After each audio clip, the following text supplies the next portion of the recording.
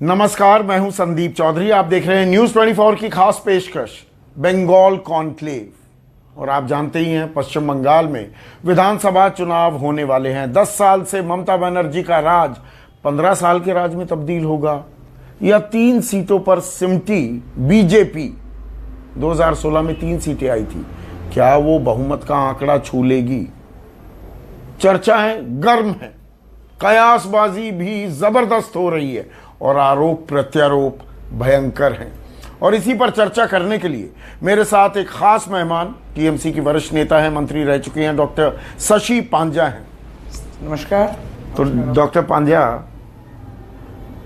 खेला होबे, खेल पूरा चल रहा है एकदम खेला होबे माने डेवलपमेंट का जो खेल है वो चलेगा। पिछले 2011 से जो शुरू हुई है डेवलपमेंट, वो आगे चल के भी चलेगी। लोगों का काम होगा, खेला होबे। और हम लोग जो है, जब खेला होबे बोलते हैं तो हम लोग ये भी कहते हैं कि ये जो हमारे जो विभिन्न प्रकल्प है, स्कीम्स है, कन्याश्री का खेला होबे, रूपश्री का खेल होबे, सबुज साथी का खेला होबे, खाद्य साथी का खेला होबे, स्वास्थ्य साथी का खेला हो गया। अरे हमारे लिए तो पश्चिम बंगाल में इलेक्शंस तो एक उत्सव की तरह है। उत्सव की तरह, एकदम उत्सव की तरह लोग जाते हैं वोट करने के लिए। पर खेला भ्रष्टाचार के लोग आए हैं जो इसको बिगाड़ रहे हैं। खेला तो भ्रष्टाचार का भी होबे, माइनिंग माफिया का भी होबे, सैंड माफिया का भी होबे। ये आरोप लगाने वाले लोग जो हैं, पहले इनको अधिकार है कि नहीं? ये अधिकार है लोगों को पूछने का कि ये सब क्या हो रहा है। अगर पूछना है तो भ्रष्टाचार यहाँ क्यों है या जो भी वगैरह। ये जो आरोप लगा रहे हैं कुछ राजनीतिक दल, उनको ये अधिकार भी नहीं है ये सवाल करने का, क्योंकि भारतवर्ष में देश हुआ है 2014 के बाद किस तरीके से कुछ लोग देश छोड़ के भाग गए, बहुत सारा पैसा लूट के। तो तोलाबाजी का, भ्रष्टाचार का वो पहले जवाब दे, फिर बाद में औरों के को सवाल करेंगे। हाँ, ज़रूर हम लोग जवाब देंगे लोगों को, पश्चिम बंगाल की जनता को ज़रूर जवाब देंगे। या जनता जवाब देगी? आप जवाब देंगे या इस बार जनता जवाब सवाल करेगी? हम लोग ज़रूर जवाब देंगे और जनता अपने बैलेट बॉक्स के द्वारा भी जवाब देगी। ये तो हम लोग हमेशा मानते हैं, एकदम इसको रिस्पेक्ट करते हैं। इसके लिए तो हम लोग कहते हैं कि गणतंत्र की उत्सव है। यहाँ पे लोग निकलते हैं वोट देने के लिए बड़े उत्सुकता से। तो कहाँ आपको देखने को मिलता है कि इस तरीके का वोट प्रेजेंस? और ख़ास तौर से आप देखें तो महिलाएं की संख्या कभी कभी पुरुष की जो संख्या है उसको भी माने सैलाब की तरह निकलते हैं। ये आपने बड़े ही सरल अंदाज में एक अहम रणनीति आपने अपनी उजागर कर दी कि आप महिला वोट बैंक पर क्या आपकी निगाहें टिकी हुई हैं, इसीलिए ममता बनर्जी वो एक हमले से हादसे में तब्दील हो जाता है, उनके पैर में जो चोट लगती है। पहले आप कहते हैं कि हमला हुआ है, सिंपैथी कार्ड खेलने की कोशिश की गई है, खास महिलाओं में। सिंपैथी कार्ड खेलने की ज़रूरत ही नहीं है ममता बनर्जी को। लेकिन इस बार जो हो रहा है, ये पश्चिम बंगाल के लिए क्यों, भारतवर्ष के लिए भी हानिकारक है। जिस वजह से केवल ममता बनर्जी तो ज़रूर षड्यंत्र वाली जो आरोप थी वो तो सब हम लोग तृणमूल कांग्रेस की तरफ से दिए, इंक्वायरी हो रही है, कुछ तब्दीली हुई है, आपने देखा। लेकिन आप बोलिए तो देश के, आप ममता बनर्जी ने भी मान लिया है कि हादसा था, हमला नहीं था। नहीं, हम ये कह रहे हैं कि देखिए, प्राथमिकता तो थी वैसे ही। अब ये है कि आप भारतवर्ष के जो इतने अहम नेता जन हैं, जो और सब राजनीतिक दल के नेतृत्व हैं, अरविंद केजरीवाल जी बोलिए या एमके स्टालिन जी बोलिए या आप हमारे तेजस्वी यादव बोलिए या अखिलेश यादव बोलिए, सबने सहानुभूति जताई कि एक मुख्यमंत्री पर ऐसा नहीं हो सकता। नहीं, वो तो कांग्रेस पार्टी ने भी जताई, पर अधीर रंजन चौधरी कहते हैं सियासी पाखंड है। अब क्या है ना कि पाखंड कह के ना, उनका जितना भी एक वोट का जो फेवर जा रहा था शायद कांग्रेस या वो फ्रंट को, वो और भी ढल गया और नीचे गिर जा रहा है। ये क्यों कहते हैं ये सब बातें? ये इतनी जलन उनको है ना कि कभी कभी वो अपनी भाषा पे भी नियंत्रण नहीं रखते।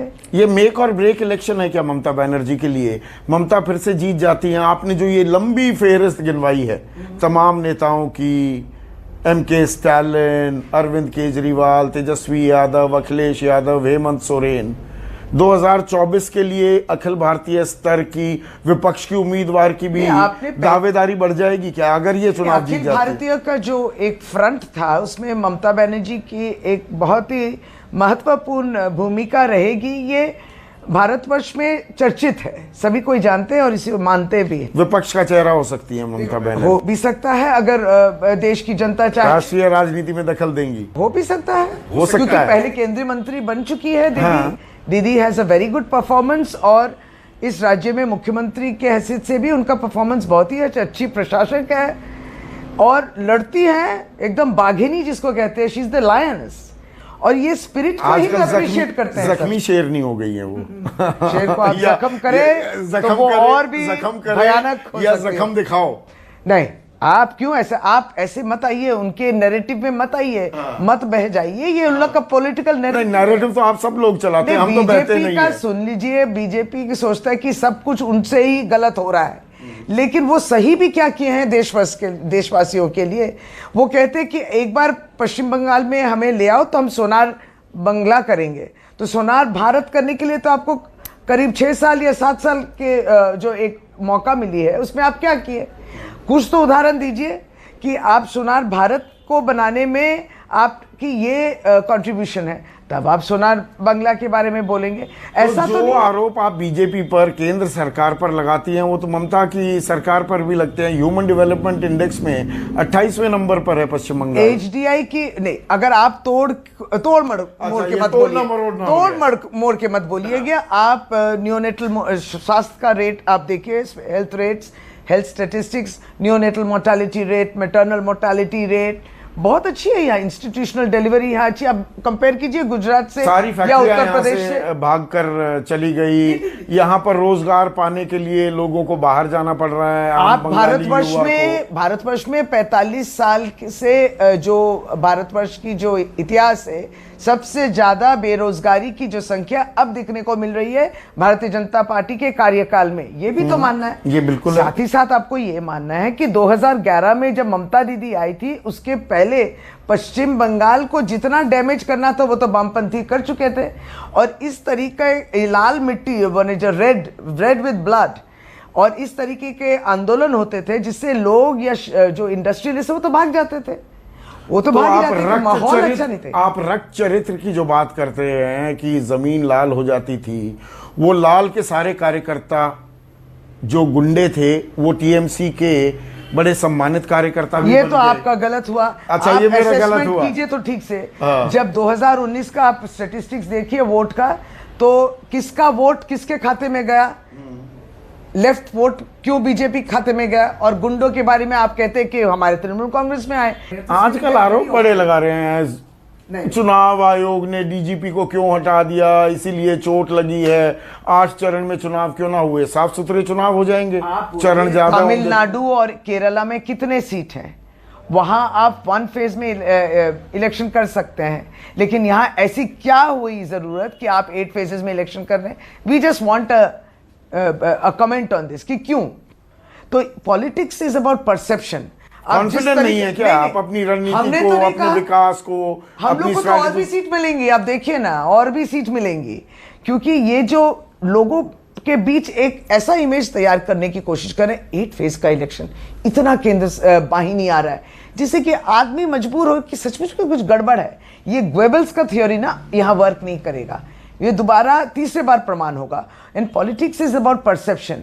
परसेप्शन आप किस तरीके का आप एक माहौल तैयार करें, ये बीजेपी का ही नैरेटिव है। दुख की बात ये है, आप देखिए ना कितने वरिष्ठ लोग जो हैं नॉन पॉलिटिकल देश में, वो जब बोलते हैं कहते हैं कि हम लोग की इंस्टीट्यूशंस जिस पे हम लोग पहले भरोसा कर सकते थे, वो इंस्टीट्यूशन सब जो है वीक हो गए हैं, दुर्बल हो गए हैं। उस पे they are not strong like before. ये तो नॉन पॉलिटिकल लोग बोलते हैं, उनका बात कौन सुनेगा? तो मतलब आप देखिए प्रेस फ्रीडम इंडेक्स इंडिया में कहाँ, उसकी परिस्थिति क्या है। आज आप बोल रहे हैं तो ठीक है, आप ज्यादा टीएमसी के लिए बोलेंगे तो कल शायद आपके ऑफिस में भी दरवाजे में ताला लग जाएगा। नहीं, देख लीजिए आप, वो बंगाल प्रेस में- freedom index has gone down in India.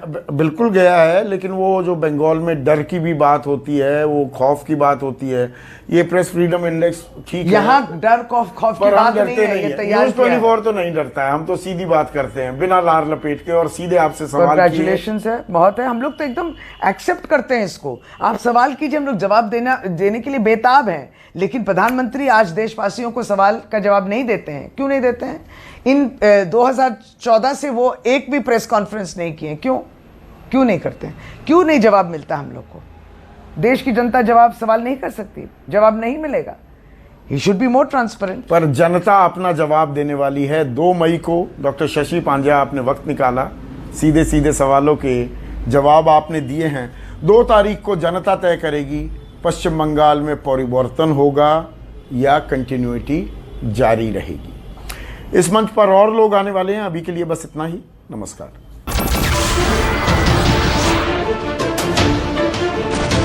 नमस्कार, मैं हूं मानक गुप्ता। अगर आपको हमारा ये वीडियो पसंद आया हो तो इसे लाइक और शेयर जरूर करें, और हां, हमें सब्सक्राइब और फॉलो करना ना भूलें ताकि आप देश और दुनिया की कोई खबर मिस ना करें। तो जुड़े रहिए हमारे साथ और देखते रहिए न्यूज़ 24।